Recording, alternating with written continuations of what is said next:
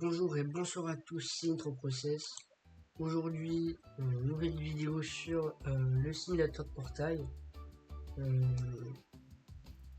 Et vu la team qu'on va utiliser, voyez ça un petit peu comme un test de personnage, parce que du coup on va utiliser la team Water.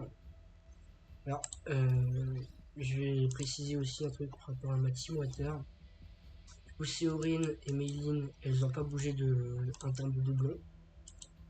Cha, je l'ai eu un doublon juste avant de commencer le rec. Donc, du coup, je vais vous montrer un petit peu son stuff. C'est 4 pièces malédiction ardente et 4 pièces capacité exceptionnelle.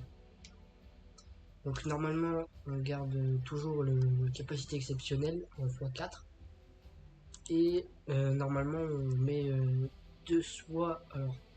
soit deux malédictions ardentes avec deux pièces infamie, soit un full stuff infamie.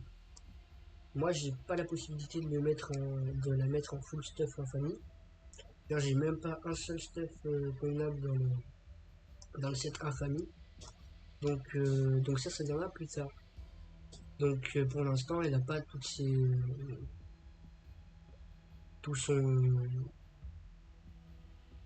son potentiel. Donc en termes de noyau, pour l'instant, j'ai mis celui-là qui augmente l'attaque de 5% avec cela. Mais c'est pas le plus opti. Le plus opti, c'est le noyau violet, du coup le rond en termes de rond, qui augmente les dégâts coup critiques de corps attaque, du coup de l'attaque de noyau, de X%, il me semble que c'est 20% pour la version légendaire. Et ceux-là, du coup, c'est des bons. Faut juste que j'arrive à avoir les bonnes stats dessus. Enfin, du coup, lui, parce que lui, il a des bonnes stats. Et il faut aussi que j'arrive à avoir des bonnes stats sur sa version violette, mais la version violette est obtenable que sur Demos. Voilà, donc j'ai commencé à mettre des skills niveau 10 sur le personnage, et donc elle est fragment rouge, ou le plus haut fragment.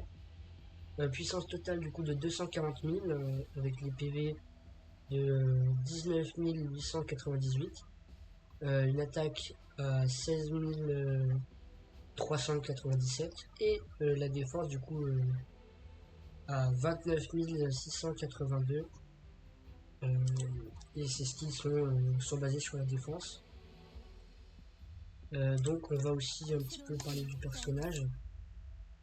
Du coup, lorsque les compétences danse de la princesse épéiste ou frappe céleste touchent leur cible, l'épée céleste s'active, temps de rechargement de 5 secondes. Lorsque les compétences danse de la princesse épéiste ou frappe céleste touchent leur cible, la jauge de volonté de l'épée se remplit.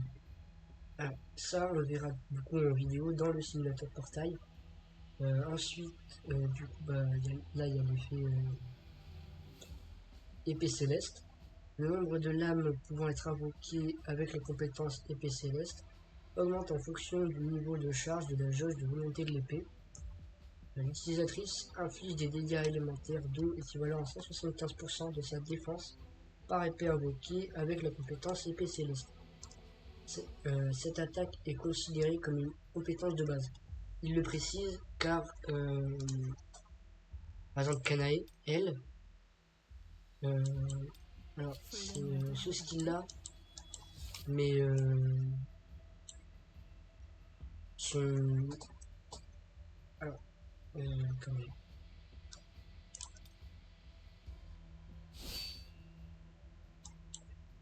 Celui-là, c'est le basique. Normalement, il devrait nous montrer un petit peu plus le...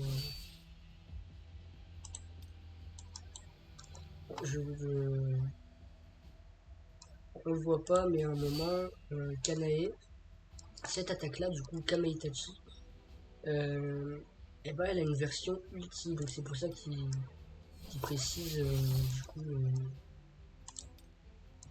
que c'est une attaque de base. Putain, expliquer ça, quand même, c'est un petit peu con. Volonté, du coup je continue. Volonté de l'épée applique les effets ci-dessous à chaque niveau de charge de la jauge de volonté de l'épée. Augmente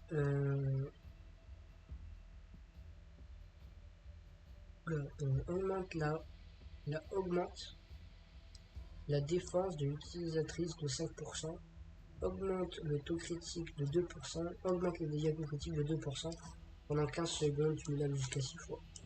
Donc ça c'est pour l'effet sans doublon. Avec un doublon déjà c'est très bien. Tempête d'épée devient attaque rapide.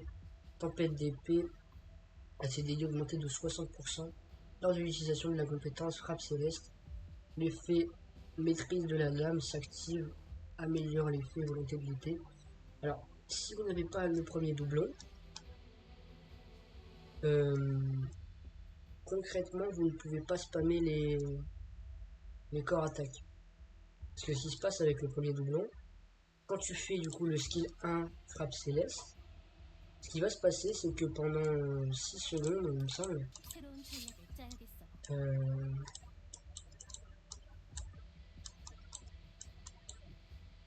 c'est un temps donné, je crois que c'est 5, ouais, ah, c'est marqué là, c'est 5 secondes, elle va pouvoir utiliser un boucle ou sa compétence de noyau, moi je la corps attaque, voilà,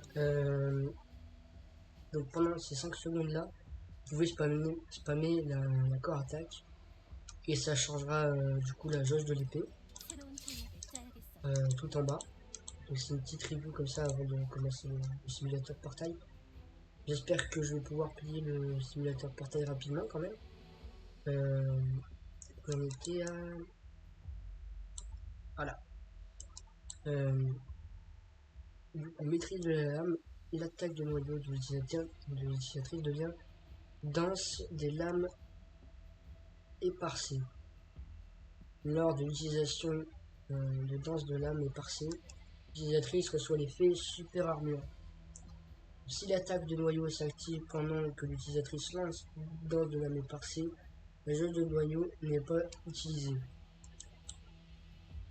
Ensuite, l'augmentation du coup de volonté de l'épée applique les effets ci-dessous. Du coup, ça passe de 5% à 10%. Et ça reste du coup les 2% basiques. C'est la durée qui augmente du coup de rien du tout. De rien du tout. Parce que... De rien du tout. Voilà. Parce que j'ai fait une erreur. Donc ça c'est pour le premier doublon. Après il y a forcément le deuxième, troisième, quatrième, cinquième. Je ferai un meilleur test avec si j'arrive à avoir les 5 doublons. En vous expliquant un petit peu le type du personnage. Je comptais faire des tests par rapport au personnage quand il serait 5 doublons. Mais vu que en général je termine pas la célébration avec les 5 doublons sur le personnage, je prends du retard sur les tests. Et au final ça fait que je les fais pas. Mais je vais essayer de faire ça. Et là du coup je vais choquer un petit peu la team water du jeu. Du coup Seorin Breaker, Meilin en support et Chae en DPS. Je vais résumer aussi Seorin. Seorin du coup elle est à 3 doublons, elle est à fragment rouge, puissance totale de 246 039 au total. Sa main stat du coup en termes de DPS c'est par rapport au PV. Là j'ai réussi à les monter à 60 594. Son attaque elle est à 10 100. Sa défense elle est à 11 994. Son arme elle est maxée. Ça va être sympa. Pour tirer son arme elle est malheureusement que 3 doublons. Et je l'ai monté niveau 120. Et Meilin 3 doublons. Fragments d'or. Là au dessus c'est les fragments rouges. Puissance totale en termes de elle est à 203 627. CPV à 58 151. Son attaque à 9323. Et sa défense à 8075. Elle fait du coup des dégâts par rapport à ses PV max. Et il y a d'autres petits trucs dans le passif qui font que ça augmente. Donc qui fait que du coup il y a des effets supplémentaires qui sont assez sympas. Je vais pas pouvoir aller détailler malheureusement dans cette vidéo. Mais allez voir les vidéos de Souven, il le fait 1000 fois mieux que moi. Du coup pour son arme, elle est totalement... elle a tous ses doublons. Elle est pas au niveau 120. Mais ça fera l'affaire.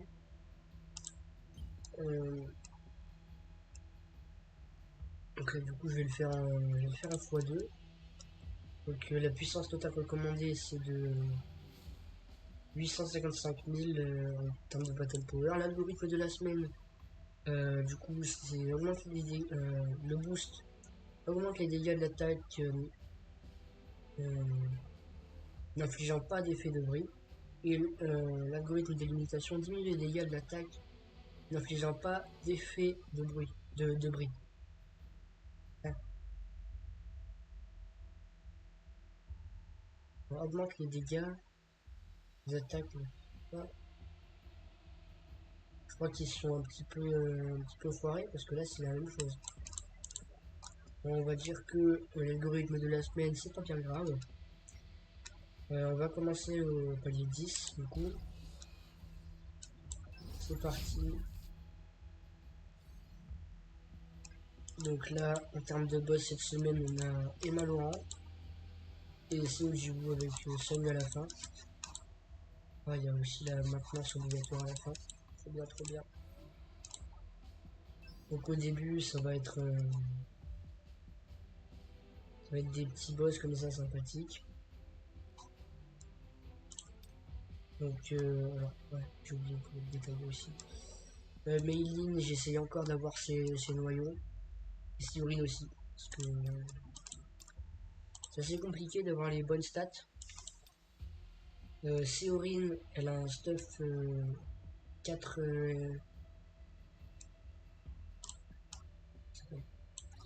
4 pièces désir chaotique et 4 pièces en bas avarice ardente. Meiling, elle a un stuff de 4 guardian et un stuff de bénédiction de Sylph. Pour Chain, j'ai déjà dit. Ce skin là sur Chain, c'est le skin chromatique. De base, il est en tout blanc. Moi, je trouvais que ça faisait un petit peu trop lumineux à mon goût. Donc là, du coup, on peut commencer un petit peu la partie gameplay.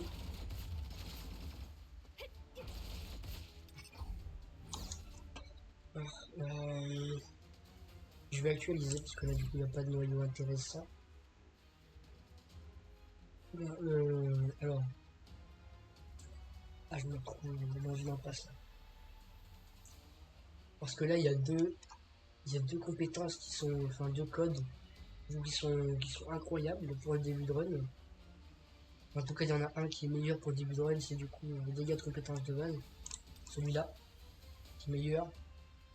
Il y a celui-là qui est bon aussi.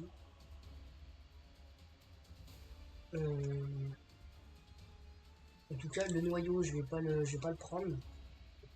Parce que pour l'instant, pour moi, ça vaut pas le coup. Et puis surtout, ça me ferait gaspiller trop de mana vu que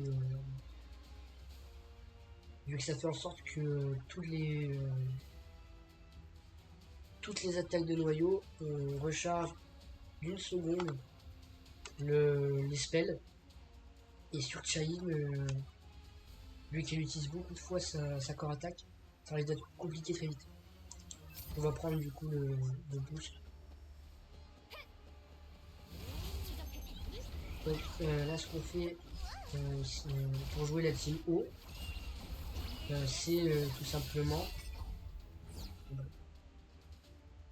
Ah bon bah du coup je pense que je vais devoir être obligé de prendre celui-là de toute façon. Voilà.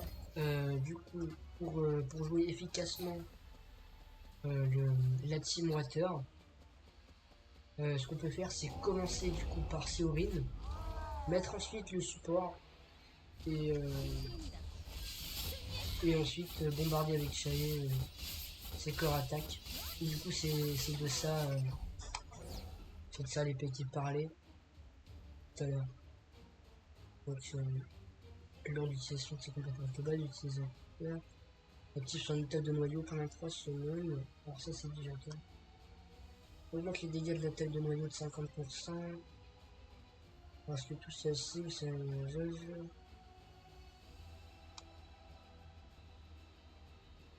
ouais.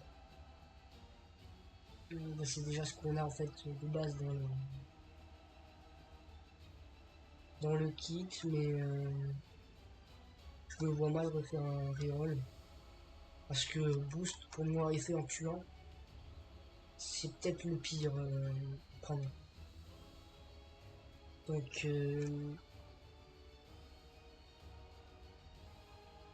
vais prendre amélioration de la tête de noyau. Ça fait toujours plaisir d'avoir des attaques à 50% augmentées. Donc voilà du coup l'épée que je vous disais. Alors à un doublon, on ne peut pas du coup spam la corps attaque. Donc voilà, c'est un petit peu dommage. Et après c'est pas plus mal vu le DPS du perso. Donc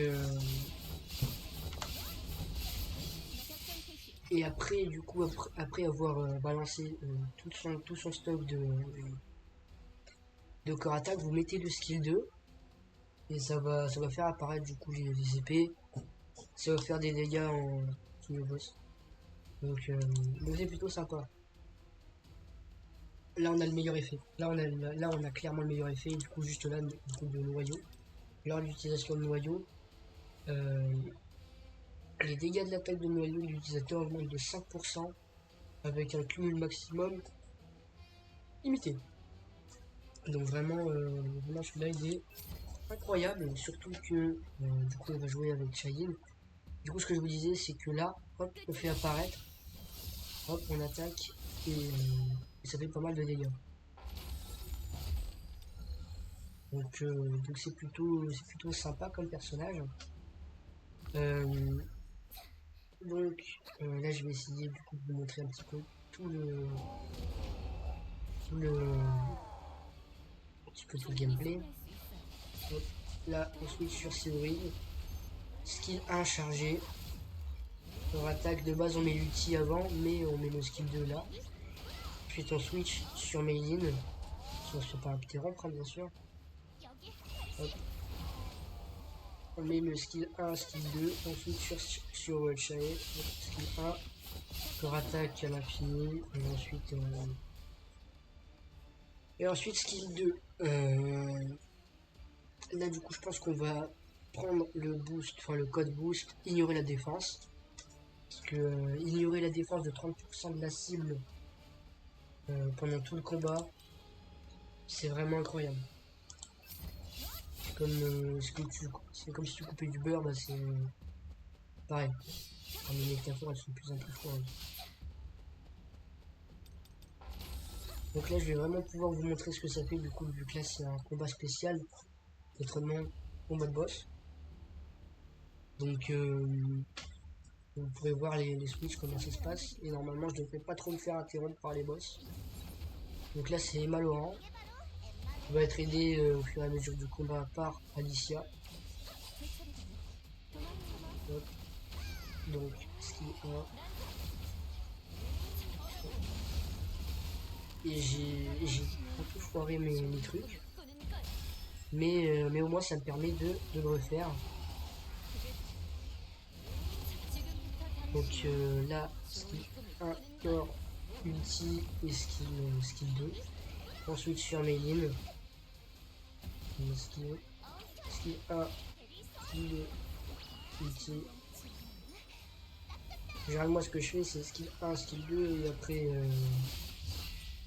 je change. Petit détail aussi par rapport à l'ulti de Chae.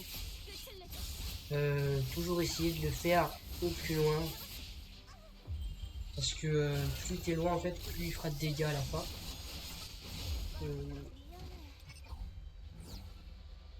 Et wow. Ok. Bah on va partir sur noyau. Parce que là, du coup, on a la version légendaire. Et ça c'est un cumul de 15 par 15. Donc c'est vraiment incroyable, du coup, vu qu'on n'utilise pas de ressources pour l'augmenter. Donc c'est prenable.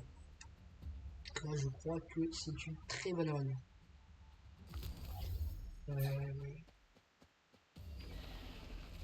Il n'y a pas eu de...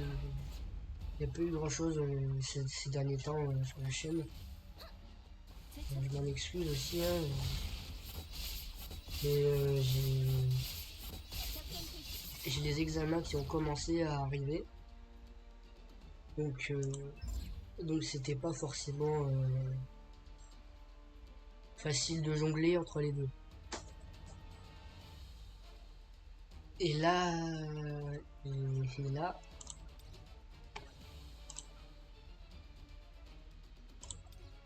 et là, je vais augmenter du coup le ignorer la défense. Parce que c'est plus que correct.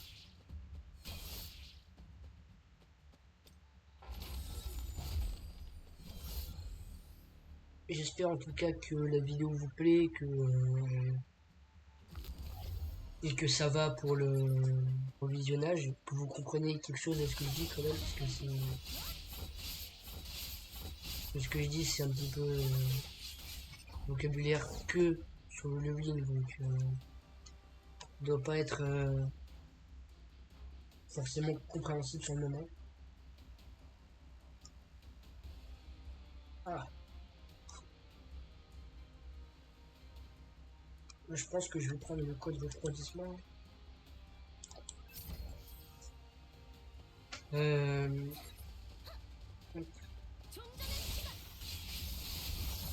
Ah, et j'ai oublié aussi de parler du deuxième doublon de Chayine.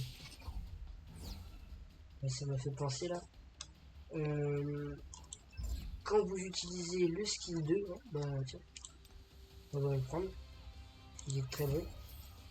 Il marque les dégâts pendant 30 secondes dans l'arrivée du niveau. C'est toujours sympa. Donc je reprends ce que je disais. J'ai oublié du coup de parler du deuxième doublon de Chayine. Qui permet tout simplement quand vous mettez le skill 2, il applique l'effet irrémédiable. Irrémédiable, c'est l'effet de...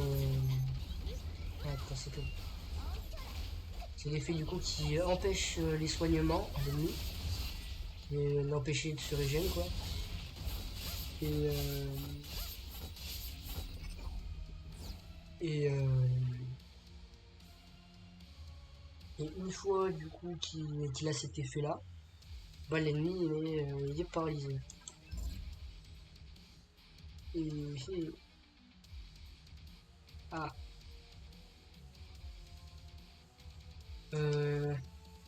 là je reprends du coup des dégâts d'eau. Parce que même si lui il est incroyable, bah, lui il augmente les dégâts de quand même 45%. Donc c'est très bien. Et irrémédiable du coup il empêche beaucoup de que les ennemis se soignent. Du coup il y a par exemple l'araignée qui se soigne. Il y en a d'autres, il y a les fourmis. Et il y en a un autre aussi qui se soigne. C'est des boss bien chiants hein, ceux qui se soignent.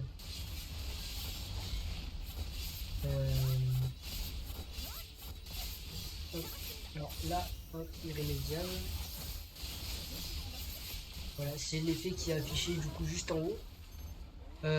Entre du coup la gouttelette et le logo de Givre du coup de Seorino. Oula,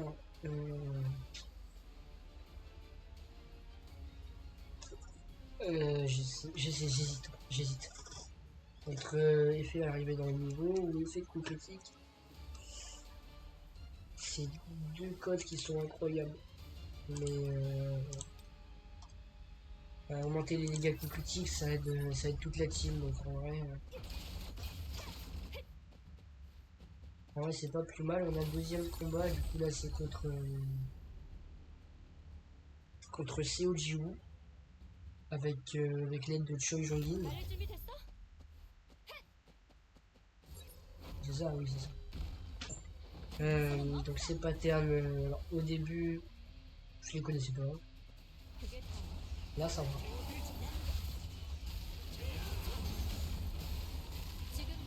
Donc, donc j'espère pouvoir vous montrer un gameplay de qualité quand même.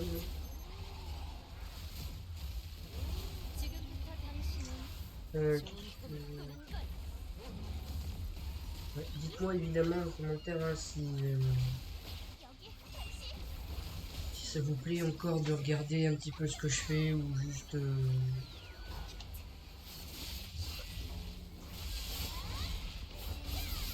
sais pas trop comment dire.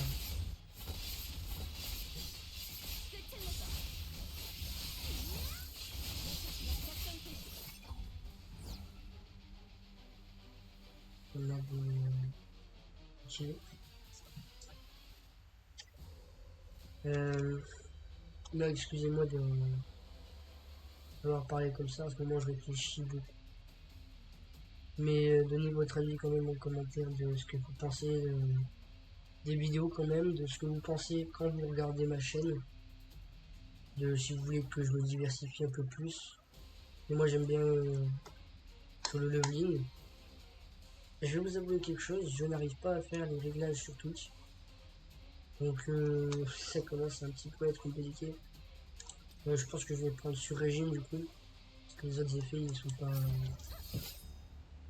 incroyables. Je n'arrive toujours pas à faire les réglages sur Twitch. Je sais pas comment faire. Il n'y a personne pour m'aider, j'ai beau regarder des vidéos sur YouTube. Moi je trouve rien. Du coup il y a toujours un temps de latence. C'est pas forcément incroyable à regarder. Mais je streamerai sûrement sur Overwatch et sur Solo Leveling évidemment. Du coup c'est sur ça que j'ai commencé la chaîne, donc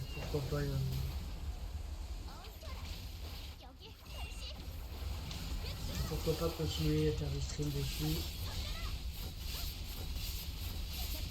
Euh, Oula, ah, oh, wow.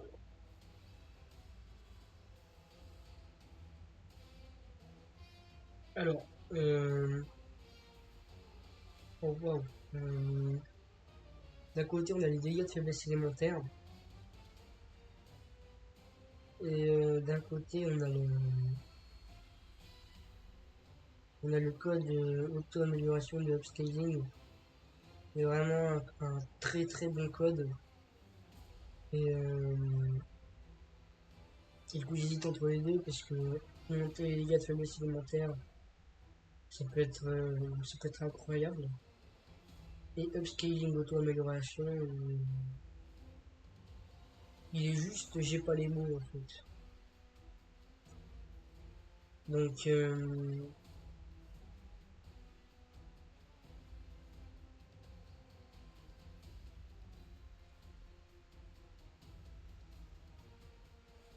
d'un côté on a un skill directement légendaire et de l'autre côté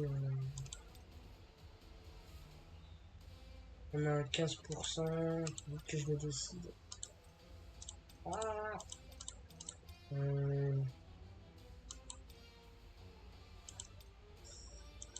Je vais prendre le dégât de faiblesse élémentaire. Voilà, ensuite, petite amélioration. Je pense en tout cas que je peux aller plus loin en termes de palier dans le simulateur de portail. Juste j'ose pas parce que évidemment ben, quand on perd, on perd le ticket. Donc c'est pas forcément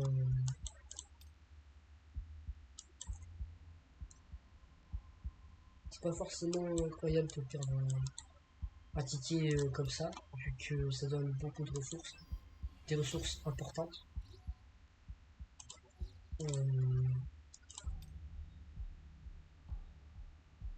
On a de la place. C'est incroyable. Je l'ai amélioré du coup au niveau max. Celui-là, c'est plus la peine de l'augmenter de toute façon. De toute façon, arrivé à la fin du niveau, si vous voulez augmenter quelque chose, si vous avez celui-là toujours en niveau rare, ne l'augmentez pas. Parce que si c'est sur le dernier fight, on va pas être significatif de fou. Utilisez plutôt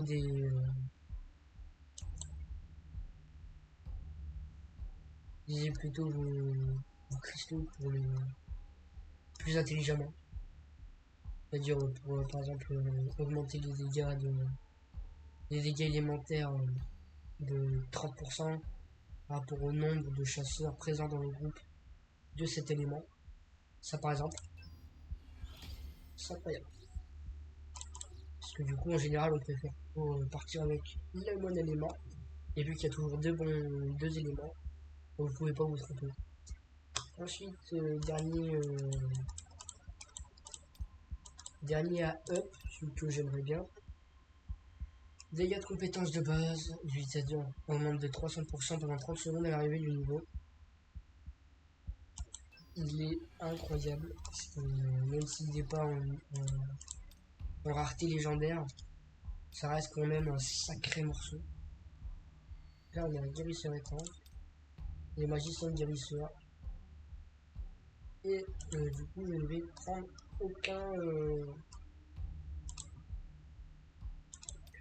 aucun de ces fragments de données.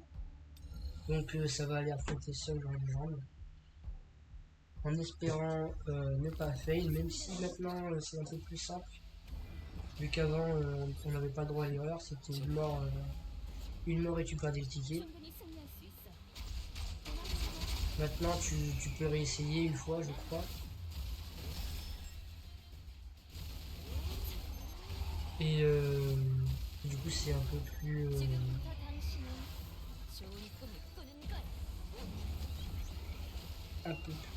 vivable, un peu plus vivable, qu'est-ce que je raconte, un peu plus simple. Et je viens d'oublier d'utiliser mon deuxième outil sur Séorine.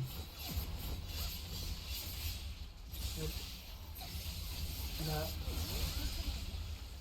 on se tient loin de seuil, on ulti, jugement de Thierry, pack. Et là on remet l'ulti, du coup vu qu'on a eu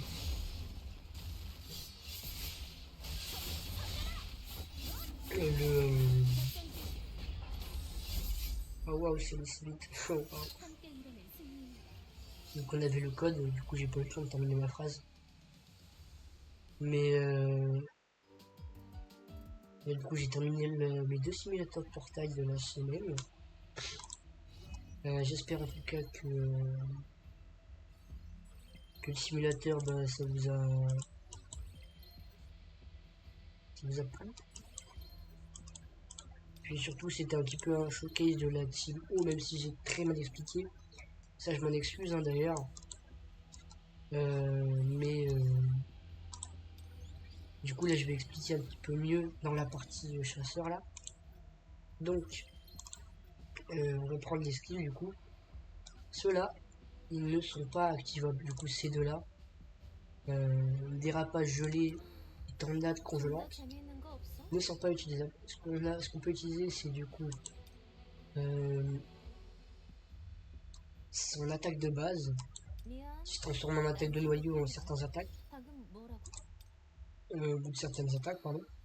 좀 더 La 재미있는 거 없어? compétence numéro 1, la compétence numéro 2 et l'outil. Et donc, quand on arrive et qu'il a une barre de bris, on charge le, le skill numéro 1.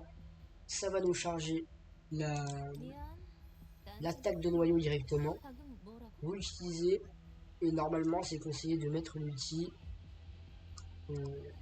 Mais si vous l'avez pas, mettez 좀 le 더 skill 2. 재미있는 거 없어? D'ailleurs, petit truc aussi sur Séorine, quand elle break l'adversaire une fois seulement, elle a un reset de compétences total. Donc c'est-à-dire que vous break l'ennemi, enfin tu break l'ennemi, et bah du coup tu récupères tous tes skills chargés, y compris l'ulti. Donc, vraiment, vraiment incroyable. 미안. Et ça du coup il me semble 난 que c'est dans le 생각하느라. premier, non 방금 pas 뭐라고? dans le simple.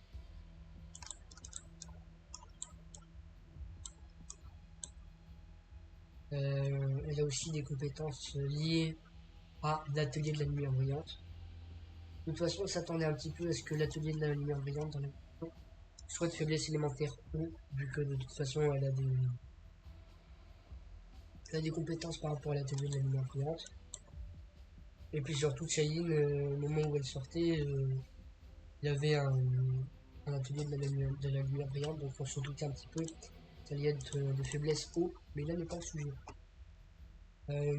Donc, je résume skill 1, corps attaque, 좀 더 재미있는 거 없어? l'ulti, skill 2. Si vous n'avez pas l'ulti, c'est skill 1, corps 미안. attaque, skill 2. 난 생각하느라. Je switch 방금 뭐라고? sur mes lignes et et, euh, et du coup, voilà, comme expliqué là, compétence 1, compétence 2, noyau ultime. Ensuite, bah, du coup, on switch sur Shine.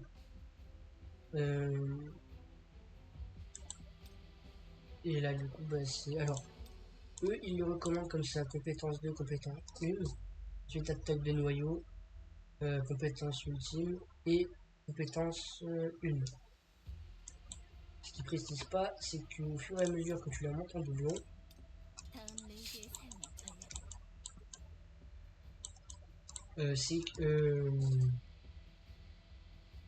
c'est que le skill 1 il se transforme, oui à nouveau, pour devenir du coup détermination de l'épée. Et du coup ça te recharge le skill 1, il est plus puissant. Et, tant que t'as le. Par contre après ça. Excusez-moi là j'ai. Parce qu'il est un petit peu tard. Désolé. Mais ça te consomme du coup ta barre d'épée qui était en jaune en bas quand j'étais sur China. Il me semble que ça consomme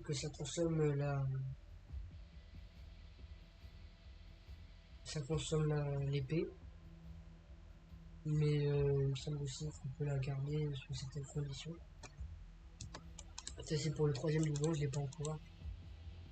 Du coup là je vous mettrai du coup, le deuxième doublon. Lorsque frappe céleste pousse sa cible, effet irrémédiable active. Lorsque la compétence épée de la destinée touche sa cible, elle a paralysé. Enfin, du coup, elle applique l'effet paralysie. Paralysie, elle dure 3 secondes. Irrémédiable, du coup, 30 secondes. Et ça permet que l'ennemi ne récupère pas de PV. Donc le troisième doublon, c'est lorsque la jauge de volonté de l'épée se recharge à 100%. L'effet détermination de l'épée s'active. Du coup, frappe céleste devient attaque lourde. Frappe céleste, ce qui augmente ses dégâts de 60%. Consomme toute la jauge de volonté de l'épée, c'est ce que je disais. À la fin de la durée de l'effet, du coup de 6 secondes. Du coup, le quatrième doublon, c'est le taux de critique de Chain. Augmente de 7% par allié d'éléments hauts présents dans le groupe et de ses coups critiques aussi. Également de 7%, cumulable jusqu'à 3 fois, donc ça fait 21% au total. 21% en taux critique et en coups critiques et en dégâts critiques. C'est vraiment incroyable. C'est pour ça que dans le point de vue, quand ils l'ont montré pour la première fois, on voyait des crits de partout. Enfin, si vous avez vu ou pas, mais je vous le dis comme ça. Ensuite, le cinquième doublon, l'effet volonté de l'épée est amélioré lorsque l'utilisatrice rejoint le niveau. L'effet princesse épiste immaculée s'active. La volonté de l'épée, du coup, applique les effets ci-dessous à chaque niveau de l'épée de charge. Augmente la défense de l'utilisatrice de 10%. Donc ça, c'était pareil que tout à l'heure. Augmente le taux de critique de l'utilisatrice de 4% et le dégât coup critique de 4%. Tout à l'heure, c'était à 2%. Donc c'est 2% symbolique à chaque fois, donc ça peut être sympa. C'est une durée de 15 secondes, donc cumulable 6 fois. 4 x 6, ça fait 24. Donc 24 autocritique plus 21 encore autocritique. Ça fait un total de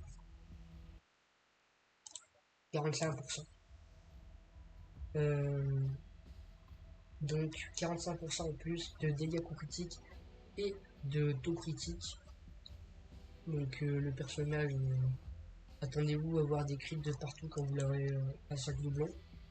Et ensuite, princesse épéiste immaculée, augmente les dégâts de la compétence épée de la destinée de 60%, augmente les dégâts de la compétence frappe céleste et attaque lourde frappe céleste de 60% de durée illimitée. Donc c'est assez sympa.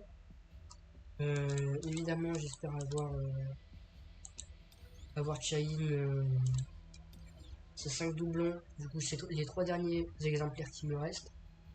En 14 jours, c'est court. Sachant que faut que je me prépare pour la sortie du nouveau personnage, du coup, qui va s'appeler Lennart. Si je vous donne là. Et aujourd'hui, du coup, c'était le 14e jour de l'anniversaire. Et on a eu en 14e jour le ticket de sélection de chasseur en commémoration. C'est comme du coup la vidéo que j'avais faite sur le sujet, là où je vous conseillais quel vecteur prendre. Donc là, vous faites comme vous le sentez. Moi, je vais reprendre Goto parce que du coup, j'aime bien. Et surtout, en termes de break dans le jeu, ben, j'en ai besoin. Vu que le prochain personnage, c'est un personnage de vent. Donc, je pense prendre Goto. Après, mon avis peut changer, mais c'est à vous de décider de ce que vous prendrez ou pas. Donc, sur ce, je